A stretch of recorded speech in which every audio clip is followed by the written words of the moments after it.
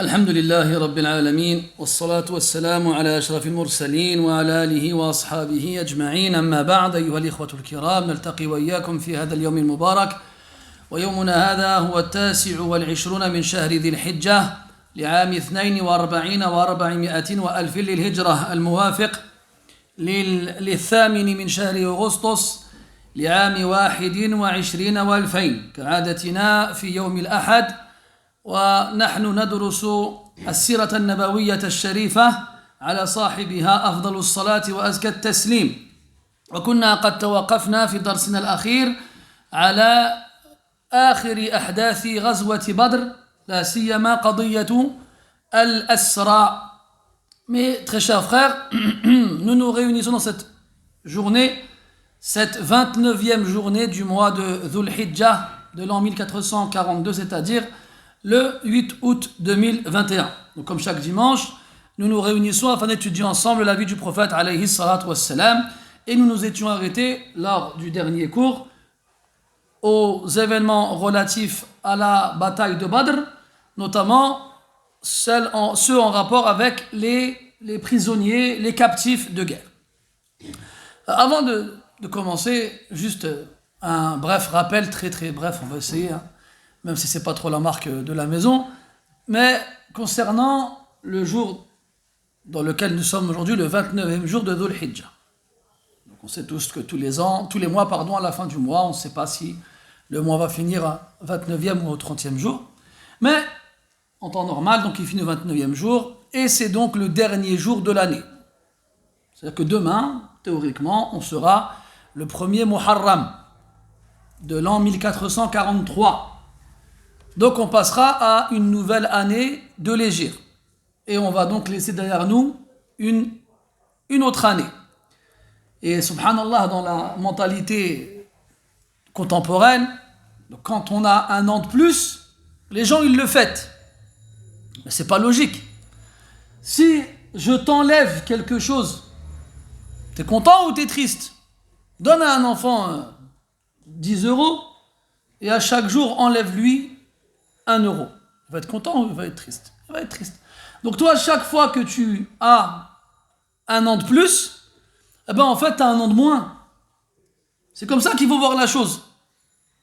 Et que plus tu vieillis, plus tu t'approches inexorablement de la tombe. Même si tu vis, alhamdulillah, sans tomber malade, sans avoir de problème de santé, sans craindre un accident ou autre, forcément, tu vas mourir, obligatoirement. Les années, elles passent, elles se suivent. À une époque, j'aurais dit, elles se ressemblent, mais là, elles ne se ressemblent plus. On n'a jamais eu autant de bouleversements dans nos vies que ces dernières années. Et c'est pas parti pour s'arrêter. Wallah, ça fait peur. J'ai lu il n'y a pas longtemps, pourtant, j'avais cru comprendre qu'avec le pass sanitaire, les mosquées auraient été épargnées. Mais j'ai lu qu'il y a une mosquée dans le 91 qui demande le pass sanitaire pour assister à la prière du vendredi. Est-ce qu'ils font du zèle? Est-ce qu'on leur a demandé? Je ne sais pas. Mais ça ne m'étonnerait pas que dans les jours, voire les mois à venir, ce soit quelque chose qui se généralise. Après, l'histoire du pass sanitaire, je ne rentre pas dedans, mais moi, je fais juste référence au bouleversement des événements. Et là, on voit bien de nos yeux la réalisation de la parole du prophète, alayhi salatu wassalam, comme quoi il n'y a pas un an qui suivra un autre, sans qu'il ne soit pire que celui qui l'a précédé. Sans qu'il ne soit pire que celui qui l'a précédé. Al-fitan, fi kulli makan. C'est-à-dire les tentations, les épreuves, elles sont partout. Que ce soit dans les shahawat, que ce soit dans les désirs, dans les plaisirs, ou dans les shubuhat, ou dans les ambiguïtés. Et vous savez, le pire, c'est quand les gens qui appellent au bien et qui interdisent le mal, le masque.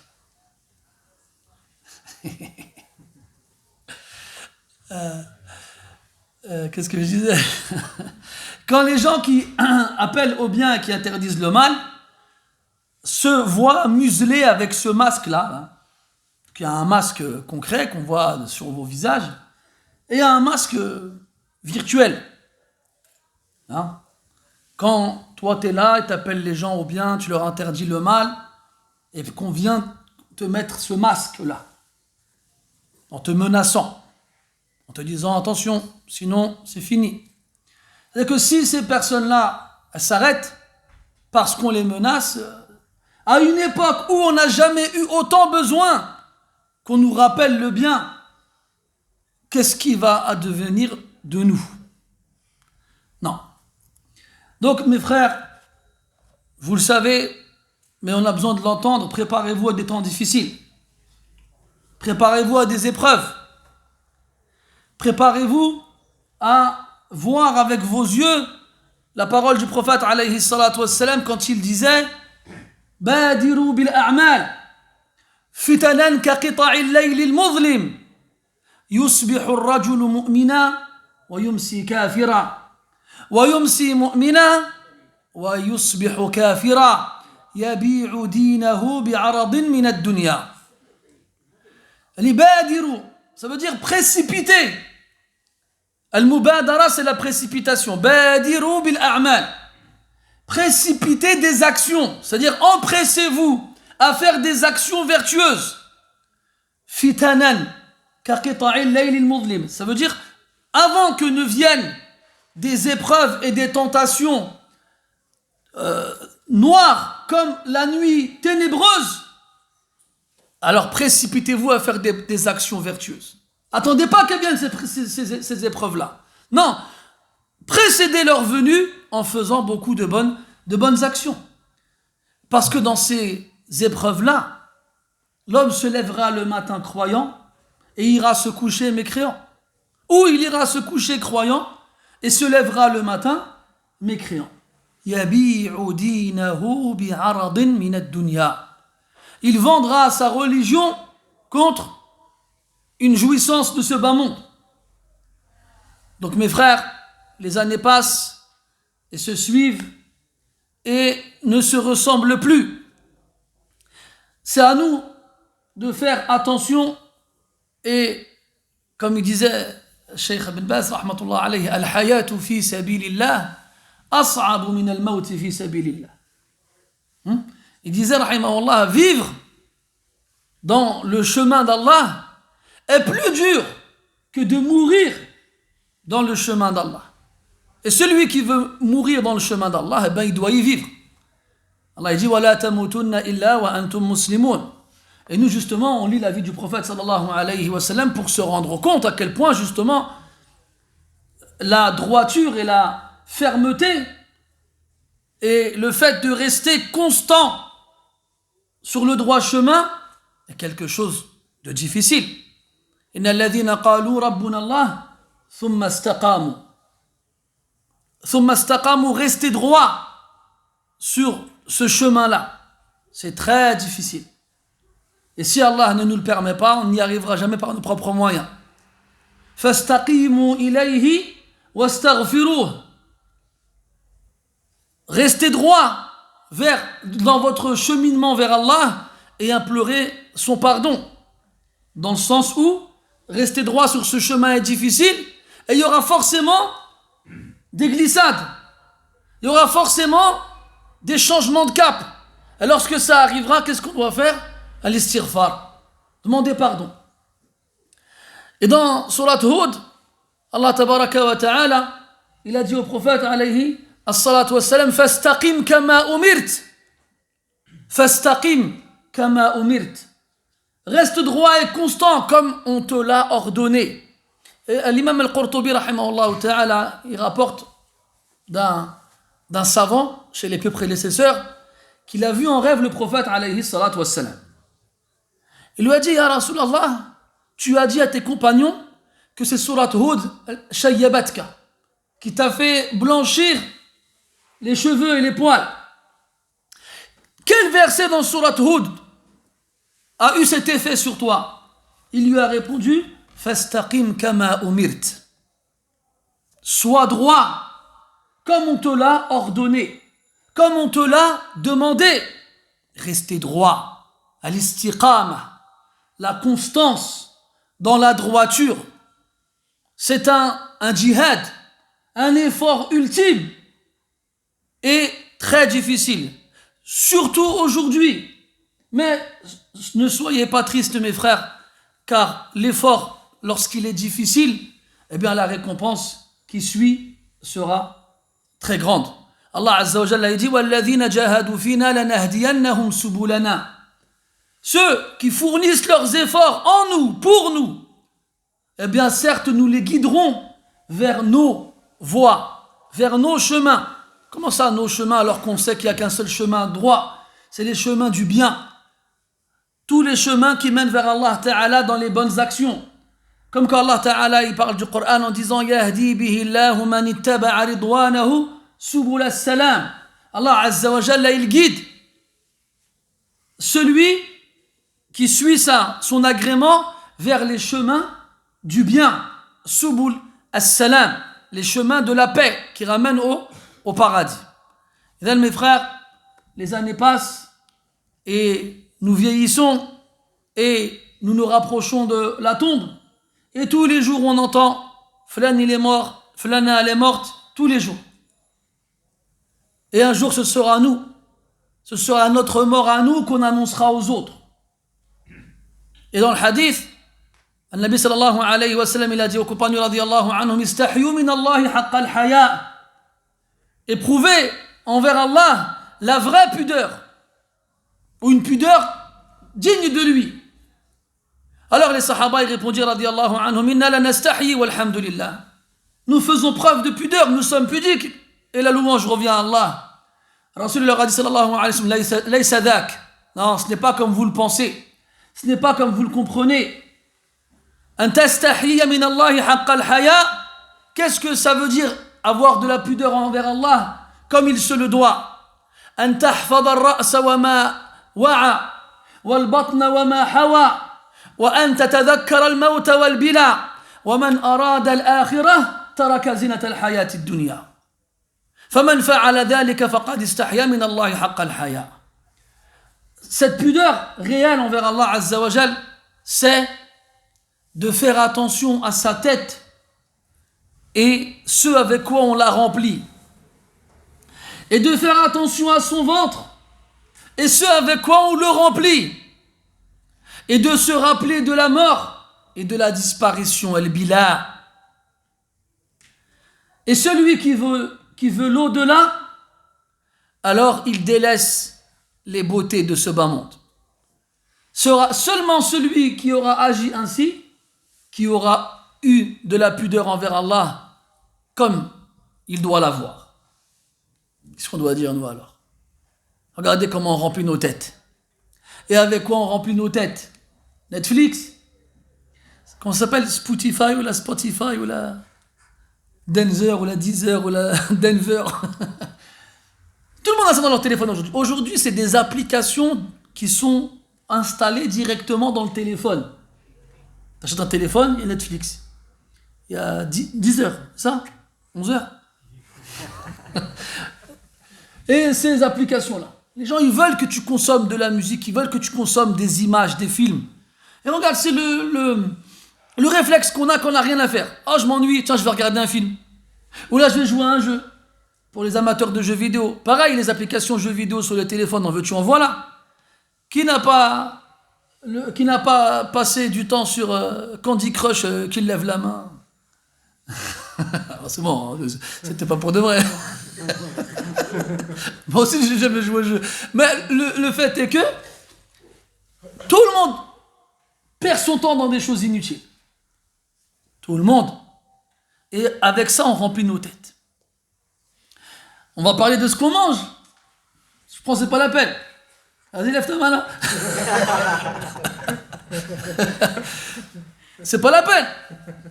On a tous eu le droit à nos soirées dans les wok à volonté. Moi, j'ai vu des frères, machallah, ils prenaient des plateaux avec 5 hamburgers dessus. Mohim. On fait pas attention à ce à quoi on remplit nos têtes. On fait pas attention à ce avec quoi on remplit nos ventres. Est-ce qu'on pense à la mort? et la disparition. Allahu Alam. Est-ce qu'on a délaissé la beauté de ce bas monde? Allahu Alam. Et mes frères, il est vraiment important de se remettre en tête ces choses-là. Ibn Rajab, rahmatullah alayhi, dans son livre Lata'if al-Ma'arif, il donne pour chaque mois de l'année les événements et les particularités de ces mois-là. Quand il arrive à la fin de l'année Dhul Hijjah, il finit le livre en faisant un rappel justement sur la mort et sur la fin de la vie. Comment tu vas finir ta vie? Et sache que le début de ton autre vie dépendra de la fin de cette vie-là. Pas seulement comment tu l'as commencé, comment tu l'as passé, mais comment tu l'as fini. Innamal a'malu bil khawatim. Parce que les actes qui comptent et les actes qui valent devant Allah sont ceux avec lesquels tu clôtures ta vie ici-bas. Inna ahadakum la ya'malu bi'amali ahli al-jannah hatta ma yakuna baynahu wa baynaha illa dhira'.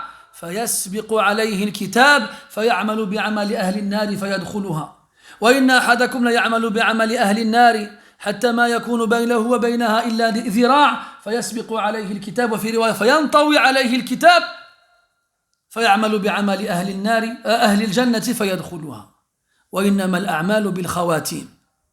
L'un d'entre nous accomplit des actions des gens du paradis au point où il ne reste entre lui et le paradis qu'une coudée. Puis, la destinée le devance, le rattrape. Alors, il fait des actions des gens de l'enfer et il y entre. Et l'un d'entre nous fait des actions des gens de l'enfer, au point où il ne reste entre lui et l'enfer qu'une coudée. Puis, il accomplit la destinée le rattrape et il fait des actions des gens du paradis et il y entre. Et les seules actions qui comptent, ce sont celles avec lesquelles on clôture notre vie. Et comme on ne sait pas quand est-ce que notre vie va s'arrêter, on ne sait pas avec quelle action on va la clôturer. Alors il faut agir en se disant que l'action qu'on accomplit est peut-être la dernière. Et il a été rapporté, avec une chaîne de transmission faible, que le prophète, alayhi salatu wassalam, avant de commencer la prière, il disait à ceux qui priaient derrière lui, après leur avoir dit d'aligner les rangs, « Sallu lillahi salata muwaddi'» Priez pour Allah, la prière de quelqu'un qui fait ses adieux. Et peut-être que cette année-là est la dernière. Pour nous, ou pour certains parmi nous, on ne sait pas. فنسأل الله تعالى التوفيق والسداد وأن يحفظنا بالإسلام قائمين وقاعدين وراقدين. طيب, on revient au dars. Bismillah. Même si ce qu'on vient de dire, c'est en soi-même un dars. On avait parlé donc de la bataille de Badr, de ces 3 semaines, et comment elle s'est passée, et comment elle s'est finie. On avait donc évoqué aussi l'histoire des prisonniers, Al-Usara, Al-Asra, ceux qui ont été capturés. On avait aussi évoqué le fait que le prophète, alayhi salatu wassalam, ait consulté ses compagnons, radiyallahu anhum, pour avoir leur avis sur que faire des prisonniers. Donc certains ont proposé qu'on demande une rançon, d'autres ont proposé qu'ils soient exécutés. Le prophète sallallahu alayhi wa sallam a opté pour la proposition de la rançon, puis le Coran a été révélé et a donné raison à ceux qui proposaient l'exécution. Puis on a fait une parenthèse sur comment se comporter vis-à-vis de ce genre d'événements.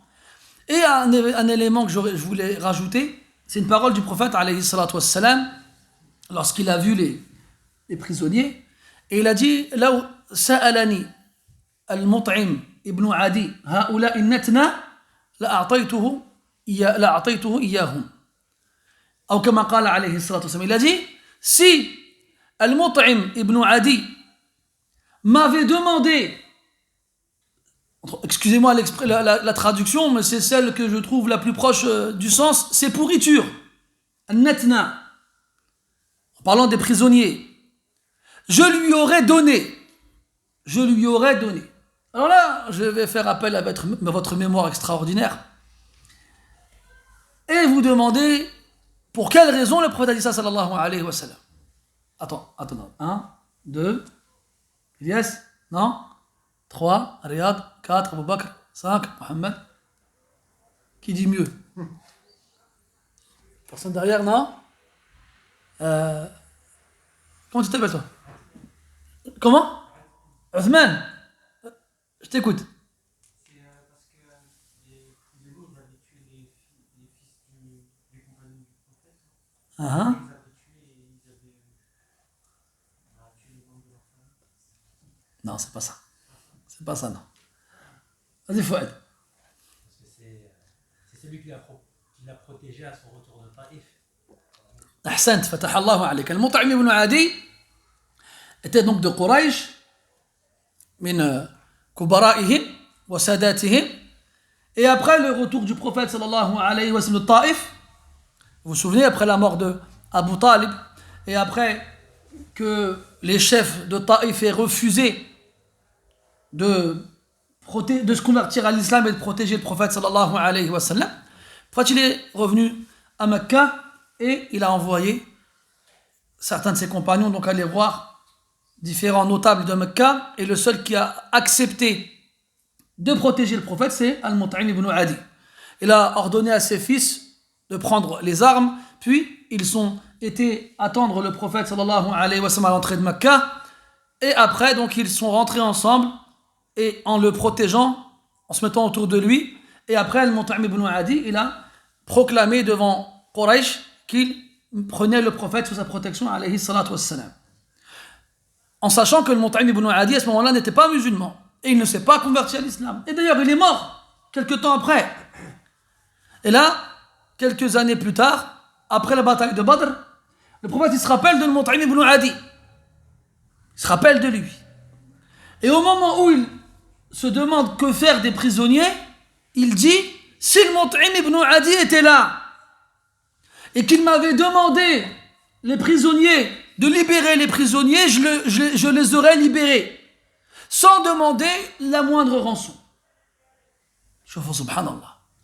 Ça c'est Raddu al-Ma'rouf, Raddu al-Jamil. C'est le fait de rendre le bien par le bien.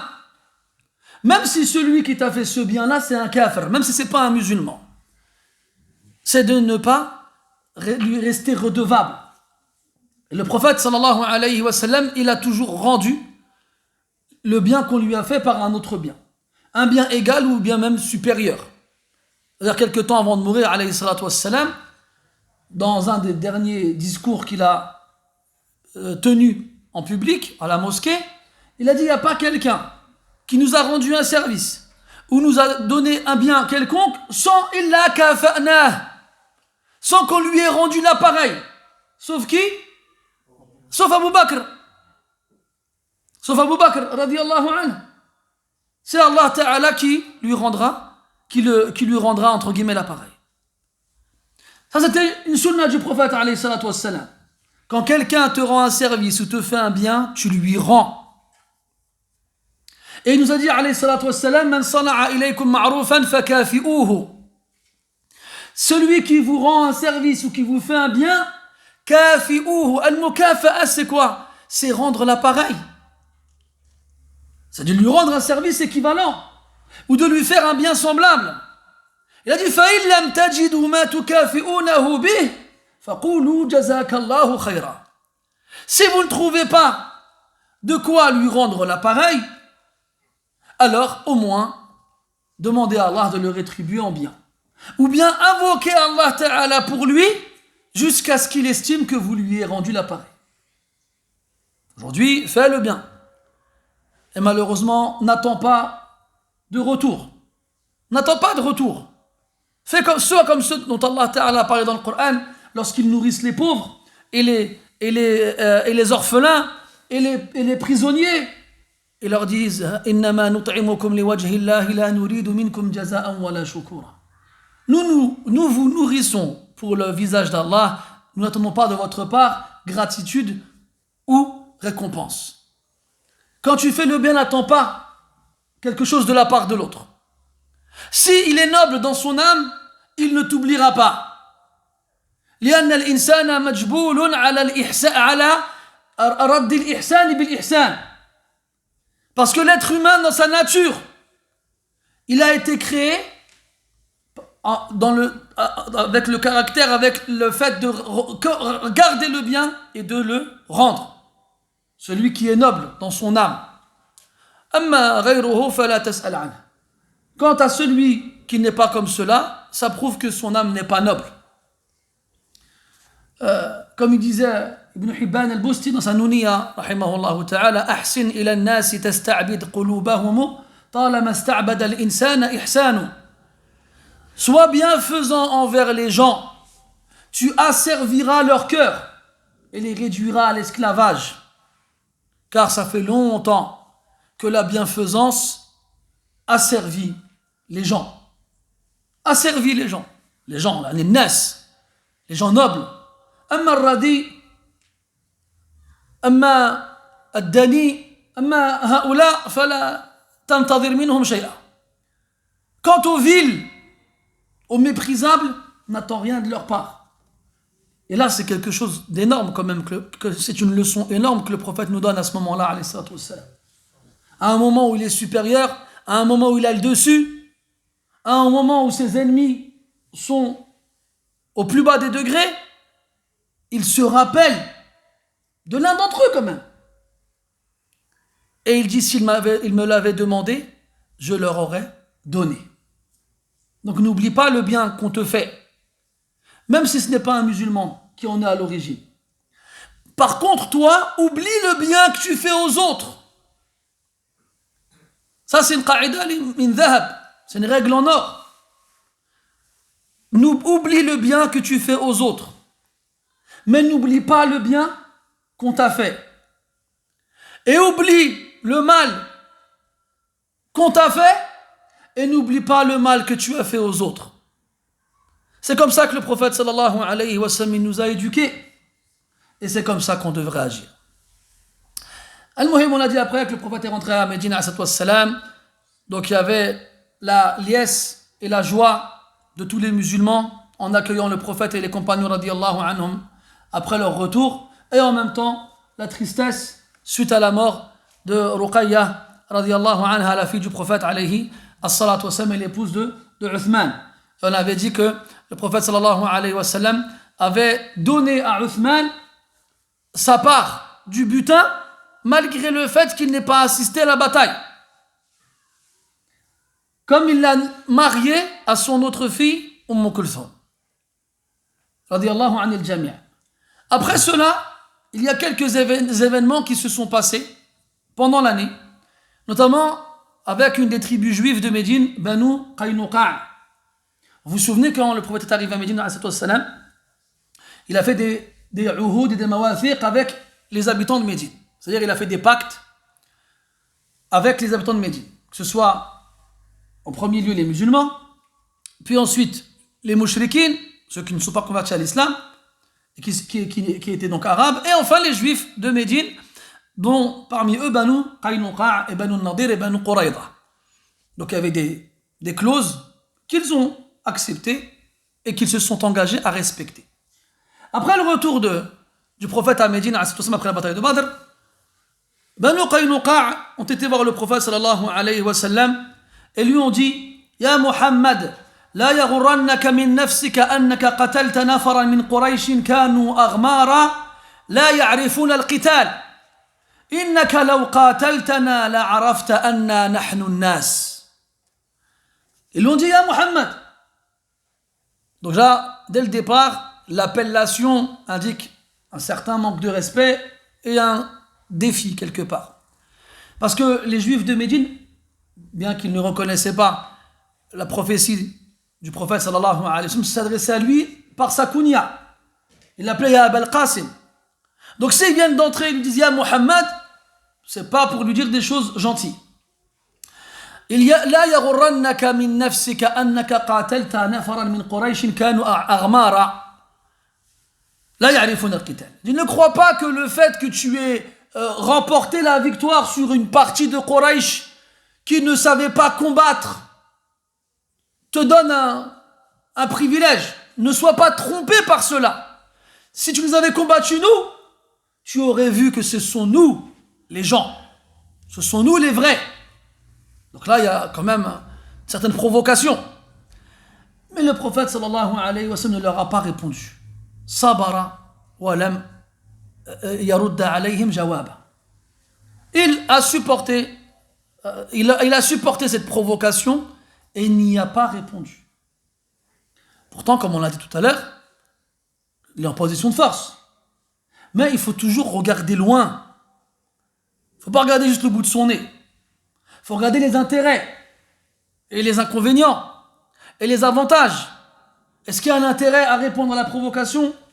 Est-ce qu'il y a un inconvénient? Il faut prendre tout cela en compte et ne pas répondre tout de suite à la moindre provocation. Combien d'entre nous a répondu à une provocation et s'en est mordu les doigts par la suite? Pire que ça, il n'a pas seulement entraîné sa personne dans les problèmes, mais il a entraîné avec lui je ne sais combien de personnes. Il faut être plus intelligent que cela et ne pas répondre à la moindre provocation sans peser le pour et le contre, sans réfléchir aux conséquences. Il les a laissés et il ne leur a pas répondu. Au lieu de voir en cela les Banu Qaynuqa' une noblesse de la part du prophète, eux ils y ont vu une faiblesse. Alors ils ont continué à provoquer jusqu'à ce qu'ils fassent naître un conflit dans un des marchés de Médine. Donc quelques juifs de Banu Qaynuqa' ont cherché le conflit avec certains musulmans, puis une bagarre a éclaté, et un homme chez les musulmans ainsi qu'un homme chez les juifs furent tués. À cause donc de certains des membres de Banu Qaynuqa'. Alors le prophète sallallahu alayhi wa sallam, il les a encerclés dans leur quartier.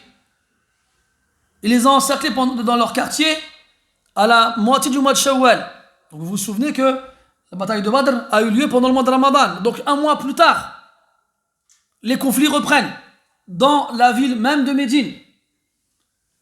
Donc pendant quelques jours, 15 précisément, d'embargo, de blocus, Banu Qaynuqa' se livrèrent et déposèrent les armes et refusèrent d'aller plus loin.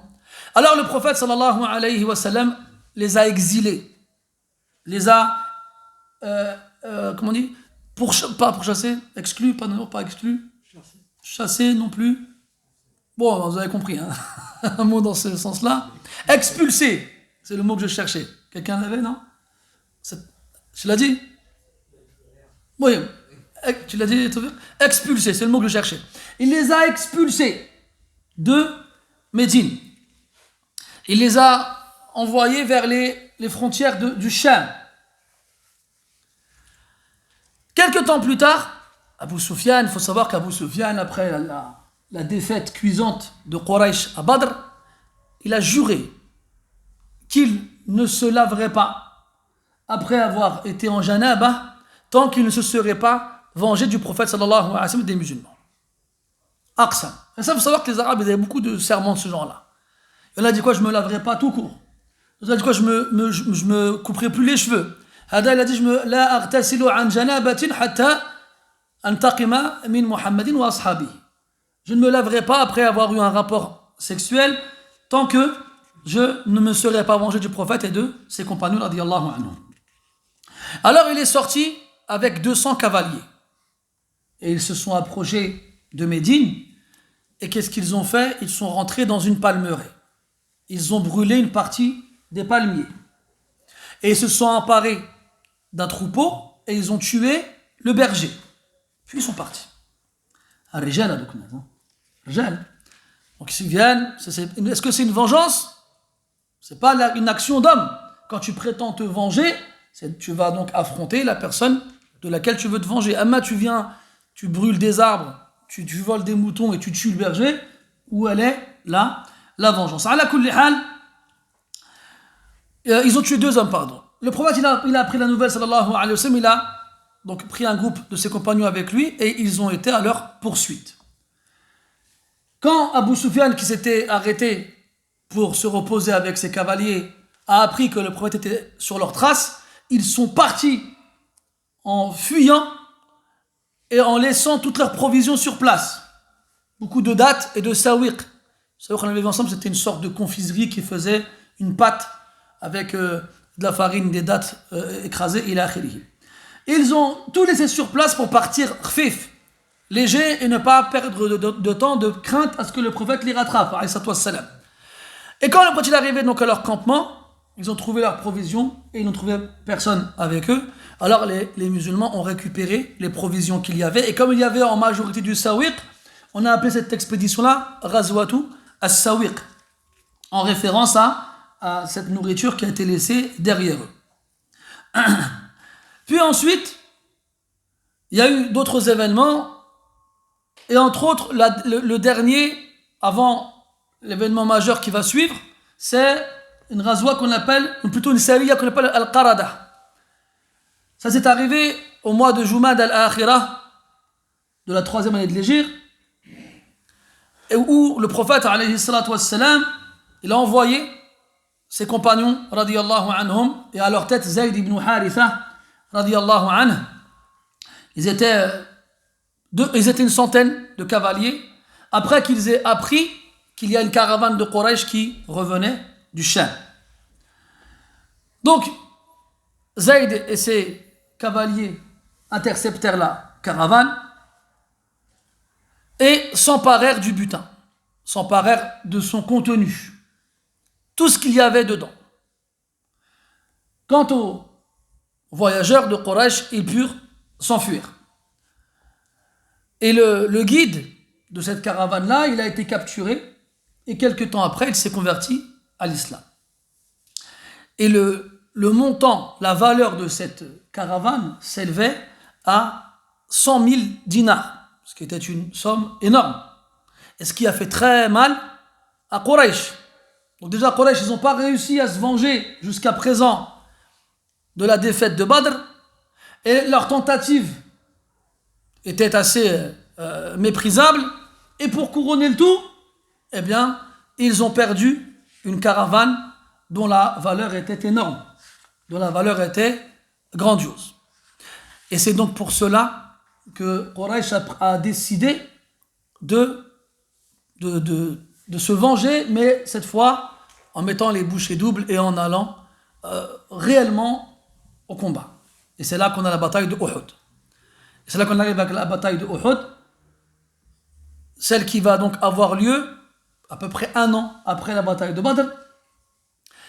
Et Uhud, comme vous le savez, c'est aux alentours de la ville de Médine. Uhud, c'est le nom de la fameuse montagne, qui, c'est pas une montagne, hein, c'est, on va dire, une chaîne de montagnes. Beaucoup de gens, ils pensent que c'est une montagne, mais ce n'est pas le cas, parce que c'est toute la chaîne de montagnes qui est autour de la ville de Médine qu'on appelle Uhud. Et cette montagne-là, elle a une valeur chez les musulmans. Le prophète sallallahu alayhi wa sallam, il a dit Inna Uhudan jabalun yuhibbuna wa nuhibbuh. Il a dit la montagne de Uhud est une montagne que nous aimons et qui nous aime. Et comme on l'avait vu hier, alors un jour, alors que le prophète était sur la montagne de Uhud avec Abu Bakr, Omar et Uthman, elle s'est mise à trembler. Alors le prophète s'adressait à elle, sallallahu alayhi wa sallam, et il a dit Uthbut ya Uhud, fa innama alayki, ou alayka, nabiyyun wa siddiq wa shahidan. Il lui a dit calme-toi au Uhud, il n'y a sur toi qu'un prophète, un véridique et 2 martyrs. Ala kulli hal, donc Quraysh il se prépare. Il commence à chercher des combattants pour se joindre à leur armée. Et ils réussissent à engager, si on peut employer le terme, plus de 3000 personnes. Plus de 3000 personnes.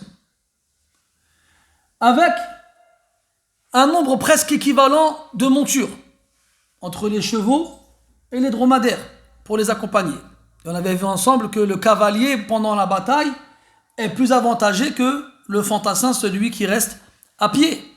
C'est pour ça que dans une armée, on regarde le nombre de montures pour évaluer la force de l'armée. Des combattants à pied seront désavantagés par rapport à des combattants sur leur monture. Donc on a dit près de 3000 personnes. avec un nombre important de montures, avec un nombre important d'équipements, cuirasses, d'épées, de lances, de flèches, et ainsi de suite. Tout cela est pris en compte. Et bien entendu, cette fois-ci, le chef de l'armée, c'est Abu Sufyan. Pour deux raisons assez simples et évidentes. La première, c'est qu'Abu Jahl est mort à Badr. Et la seconde, c'est qu'il était absent, lui, pendant la bataille de Badr, comme vous le savez. Et comme la plupart des notables de Mecca sont morts à Badr, c'est lui qui, après Badr, est devenu le chef de Mecca. Ils ont quitté Mecca et se sont dirigés vers Médine. Et bien entendu, l'information est arrivée au prophète sallallahu alayhi wa sallam. Le prophète sallallahu alayhi wa sallam, comme Allah lui a ordonné dans le Coran, shawara ashab wa shawirhum fil amr. Il a consulté ses compagnons radiyallahu anhum. Ils sont à Médine. Est-ce que vous proposez qu'on les attende à Médine et qu'on défende nos terres et nos maisons à l'intérieur, nous dans les rues et les femmes et les enfants sur les toits, ou bien est-ce qu'on va sortir de Médine pour les accueillir à l'extérieur? Donc vous vous souvenez, après la bataille de Badr, parmi les différents événements qu'on avait évoqués, la conversion de Abdullah ibn Ubay ibn Salul. Vous vous souvenez qu'Abdullah ibn Ubay, c'était donc un mushrik.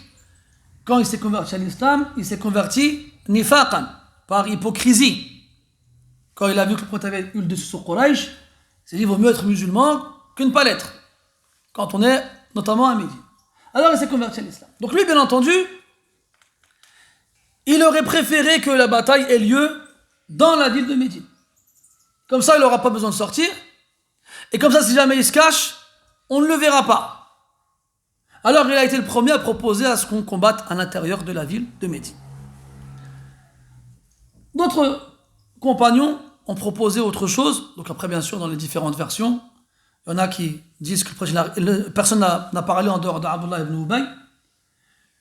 Puis ensuite, le Rasul leur a demandé à nouveau de lui donner leur avis, et qu'ils n'hésitent pas, même si pour cela, ils doivent donner un avis différent.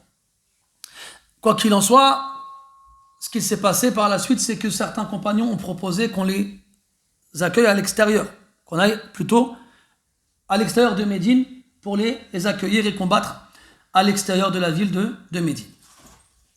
Ala kulli hal, c'est cette option qui a été choisie par la suite par le prophète sallallahu alayhi wa sallam.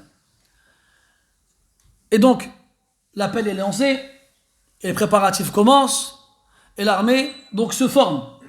La différence avec Badr, c'est qu'ici ils sont sur place, et il y a tout le monde. Et en plus, la bataille va avoir lieu à proximité de Médine. Ce qui veut dire que les Ansar peuvent participer. Vous vous souvenez, à Badr, on a dit que c'était différent. Ils n'étaient pas partis pour combattre. Et en plus de ça, ils ne sont pas tous sortis à l'extérieur, vu que les clauses qu'il y avait entre le prophète et les Médinois impliquaient à ce qu'ils le défendent sur place. Donc là, ils sont sortis, ils étaient à peu près 1000. Ils étaient à peu près 1000. Alors qu'à Badr, ils étaient à peu près 300. Donc, comme pour la bataille de Badr, il y avait un porteur de l'étendard pour chaque groupe, le groupe des Muhajirin. Le porteur était Mus'ab ibn Umayr, radiyallahu anhu. Et ce détail il est important parce qu'on va y revenir par la suite. Puis, il y a le porteur de l'Aws, qui était Usayd ibn Hudayr. Et enfin, le porteur de l'Khazraj, qui était le Hubab ibn al-Mundir, radiyallahu anhum. Donc Abdullah ibn Ubay, lui, qu'est-ce qu'il fait? Il sort. Il part avec eux.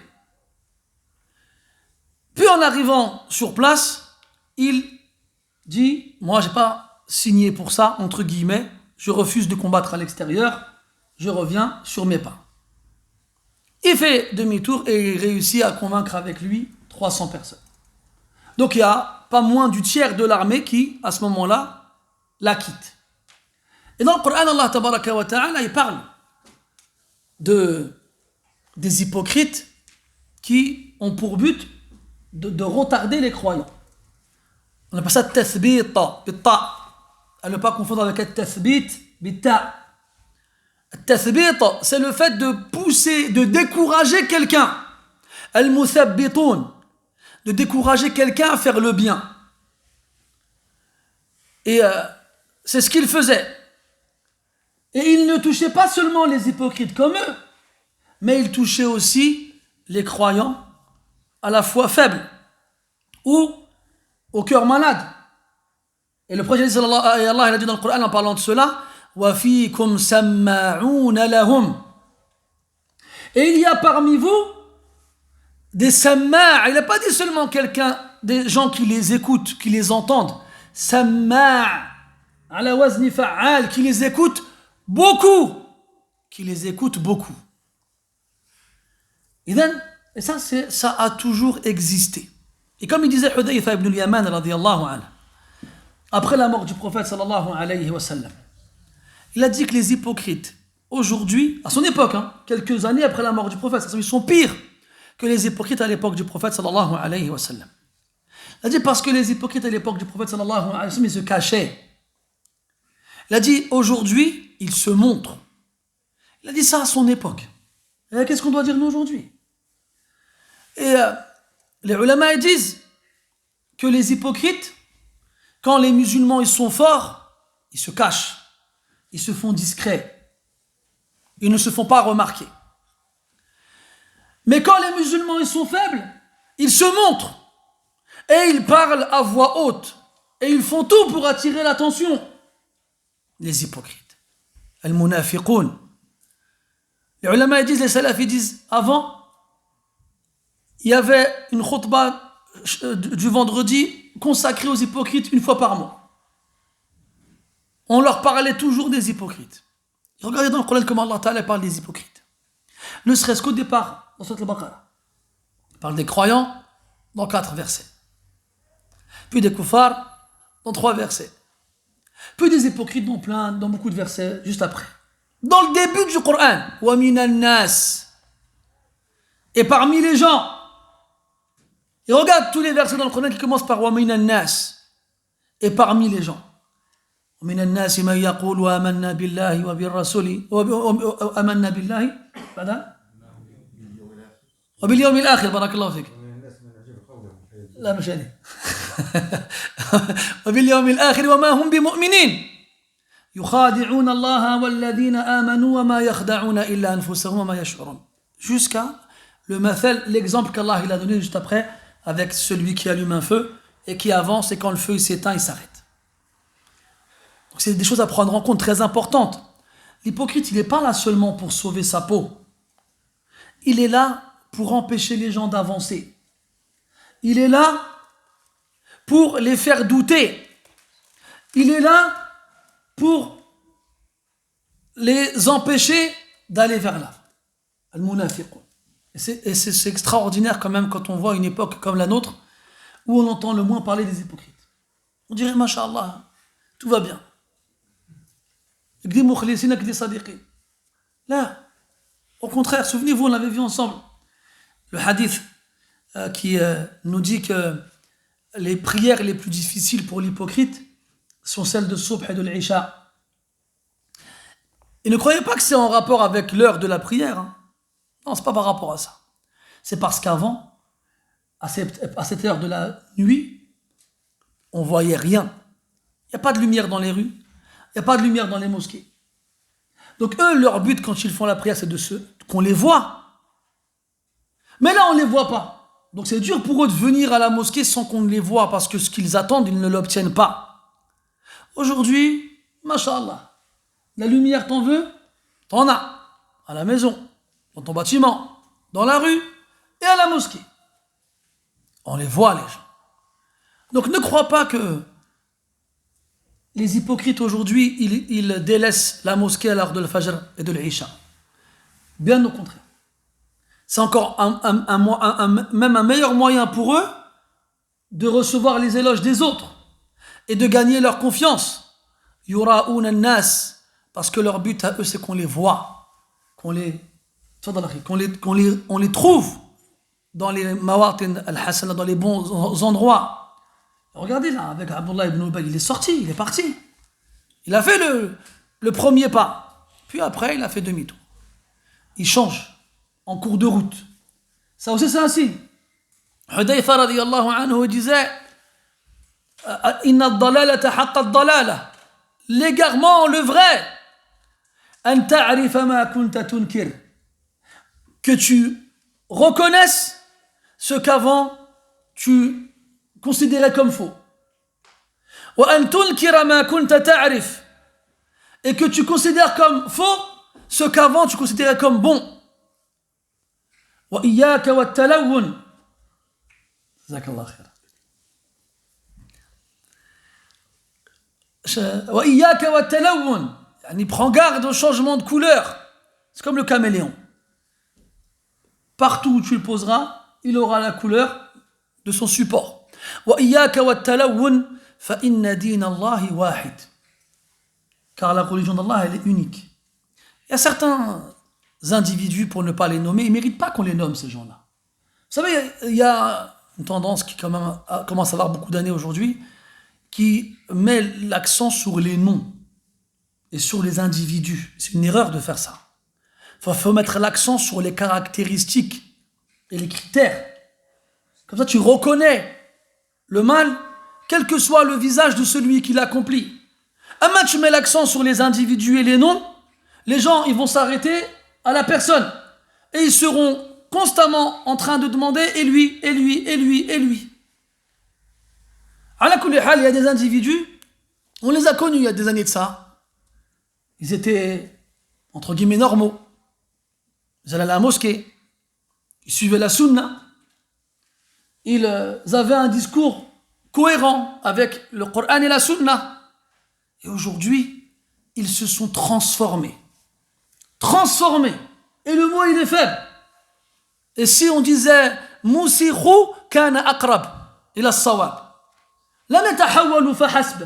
Bal moussikhou. Vous savez, le masr en arabe, c'est la transformation. Mais pas dans le sens de transformation. Je m'explique. Dans le hadith, le prophète sallallahu alayhi wa sallam qui dit à la fin des temps, il y aura du masr. Les gens, ils seront transformés.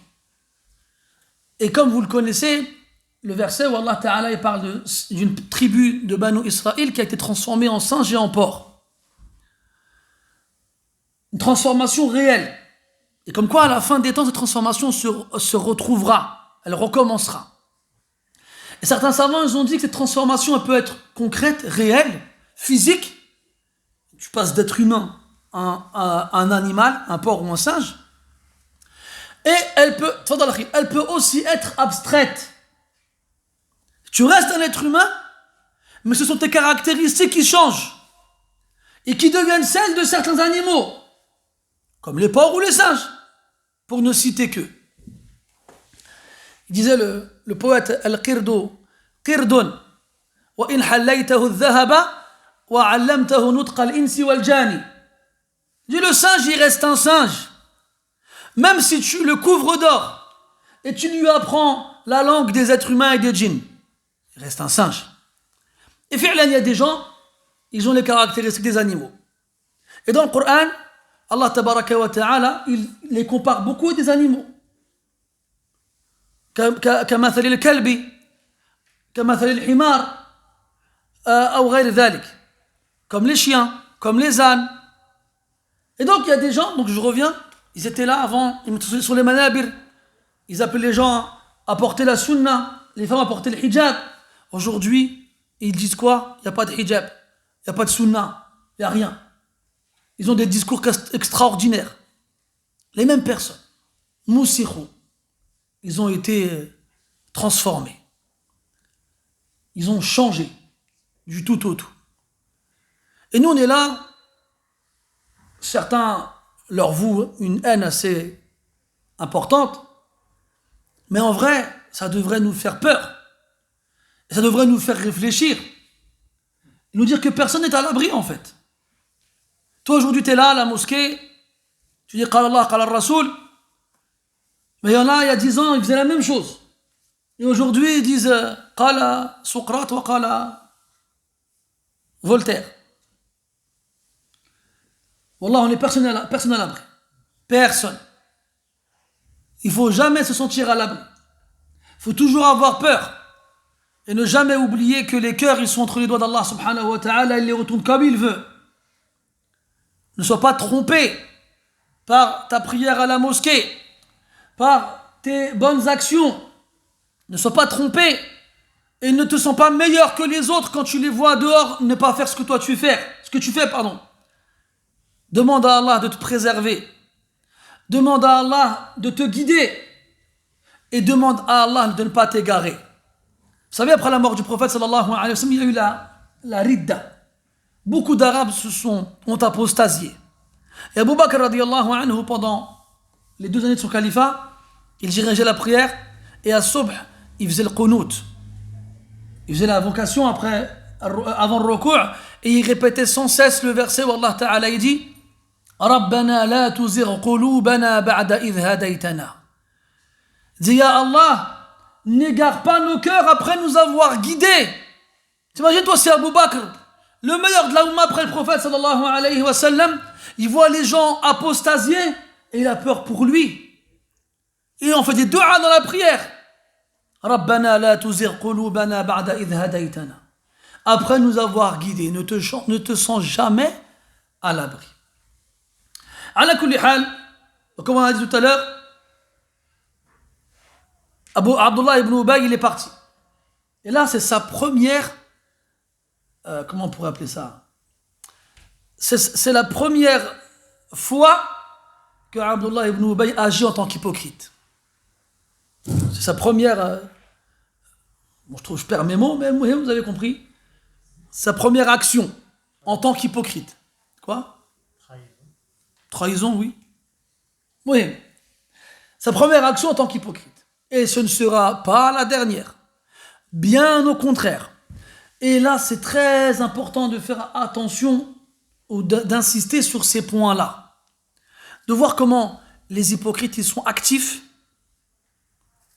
et ils mettent des bâtons dans les roues aux prophètes et aux compagnons radiyallahu anhum. Et ils vont même donc les trahir et aller voir leurs ennemis et faire d'autres choses qu'on verra par la suite. Et pourtant, le prophète, toujours, il patiente avec eux. Il supporte. Il fait avec. Il prend en compte beaucoup de choses qu'on verra par la suite aussi. Et là, toi, tu dois te dire, mais comment ça se fait? Allah Ta'ala dit dans le Coran, Ya ayyuhan nabiyyu jahidil kuffara wal munafiqina wa ghuluz alayhim. Combat les mécréants et les hypocrites et sois dur envers eux. Et quand on a demandé au prophète d'expulser les hypocrites de Médine ou de les exécuter, il a dit non. Pour ne pas que les gens disent Mohammed tue ses propres compagnons. Donc il faut prendre en compte aussi l'aspect extérieur, comment les gens à l'extérieur ils voient les musulmans. Parce que les gens à l'extérieur, ceux qui ne sont pas musulmans, quand on regarde les musulmans, pour eux c'est tous les mêmes. Il n'y a pas de différence. Ils ne disent pas il y a le bon, il y a le mauvais. Ils disent pas il y a celui qui suit la sunna et celui qui suit la bid'a. Ils disent pas il y a le sunni, il y a le shi'i, il y a le mu'tazili, je sais pas quoi d'autre encore. Ils disent pas, ils connaissent pas ces choses-là. Pour eux, c'est tous la même chose. C'est tous pareil. Il y a longtemps de ça, je travaillais à l'aéroport de Roissy en intérim et on me propose une mission dans une autre boîte. Donc j'accepte, il me dit ouais, mais par contre il faudra tailler ta barbe un peu. Je dis pourquoi, c'est moi qui vais piloter l'avion? Il dit non, c'est toujours des bagages. Je dis, mais alors, qui me voit dans la soute? Moi, personne ne me voit dans la soute. Je dis non, mais c'est ta vue, bref.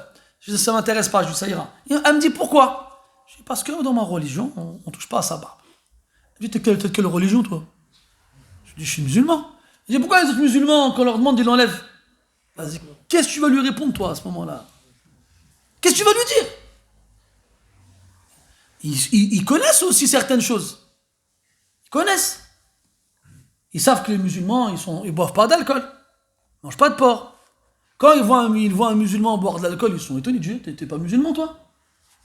Ala kulli hal, ça c'est des choses à prendre en compte, qu'on prend pas en compte. Surtout certains qui, soi-disant, prétendant défendre la sunna, n'hésitent pas à afficher les conflits intérieurs, les conflits internes au sein de la communauté, aux autres, sur les réseaux sociaux.